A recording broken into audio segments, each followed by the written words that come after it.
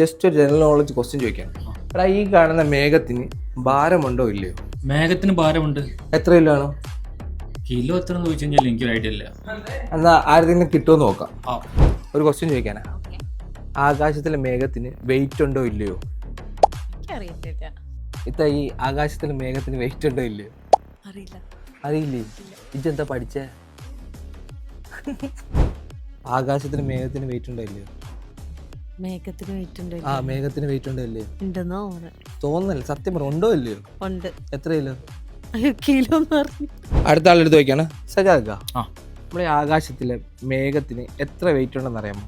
Wait ഉണ്ട്. കാരണം അത് വെള്ളത്തിന്റെ കണ്ടന്റ് ഫോം ചെയ്തിട്ടാണല്ലോ, അതൊരു ക്ലൗഡ് ആവണം. അപ്പൊ എത്രയാണ് നിങ്ങൾക്ക് അറിയാമോ? വെള്ളം എന്തോരം ഉണ്ടോ അതിനനുസരിച്ച് ഉണ്ടാവൂലേ?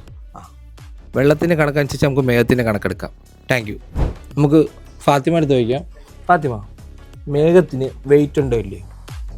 മേഘത്തിന് വെയിറ്റ് ഉണ്ട്. വെയിറ്റ് ഉണ്ട്. എത്ര കിലോ ആണ് വെയിറ്റ്?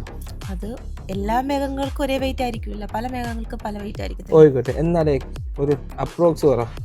അറിയില്ല, ജസ്റ്റ് ഗൂഗിൾ ചെയ്യും.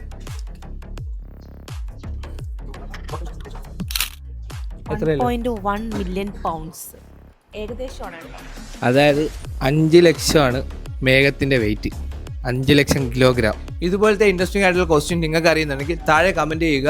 ഞാനത് അടുത്ത വീഡിയോയിൽ ചോദിക്കുന്നതായിരിക്കും.